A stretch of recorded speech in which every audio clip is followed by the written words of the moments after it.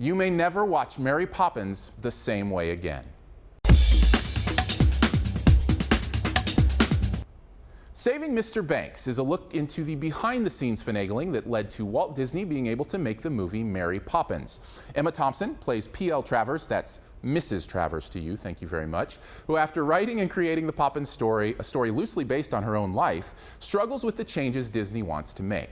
Tom Hanks plays Walt himself, using every ounce of charm he can muster to get her to sign over the rights. Straight off, this is a fun and captivating movie. First off, it's really an incredible thing to see 60s era Disney recreated in all its glory. It's one of those places and times that would rise to the top of my time machine wish list. To sit in those rooms as those creative minds crafted music and scripts would have been absolute euphoria to me. But to see it recreated here is a decent consolation prize. The performances are also great, as you'd probably expect from pros like Hanks and Thompson. But it's Emma Thompson's Travers that is most notable here, capturing the pain of letting someone access your creative process, especially when it's tied so intimately to your past. And actually, that backstory is probably the best thing about this movie.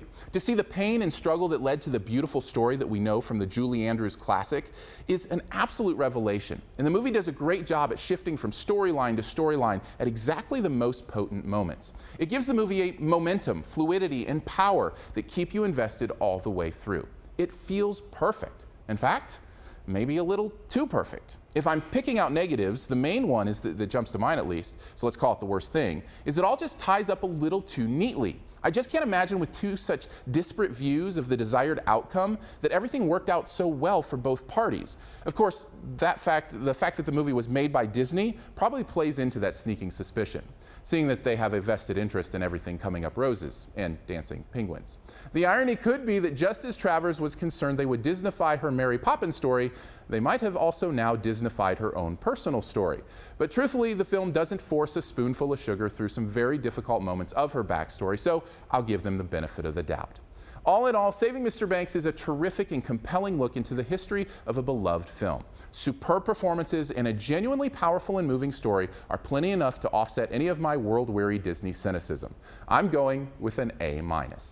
Thanks for checking out this Your Movie Friend review. You can stay tuned for this review's best ever challenge here in a bit. First, I'm going to throw some stuff up over here that you can click on. If you want to subscribe, which I'd very much appreciate, you can do that by clicking the big gray subscribe button up here. If you want to see more reviews, I'll put some of those up here as well. You can see Tyler Perry's A Medea Christmas, Nebraska, or the second Hobbit movie, The Desolation of Smaug. You can also click the logo right up here to go to yourmoviefriend.com, where you can search by title for reviews. And finally, this review's best ever challenge, where you name the best movie ever in a particular category and also try to identify my choice.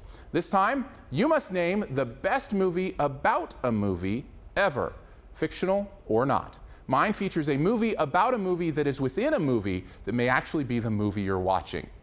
Figure that one out. Drop your own answer and a guess at mine in the comments, and the first person to guess mine gets a point. Thanks, and don't forget to subscribe.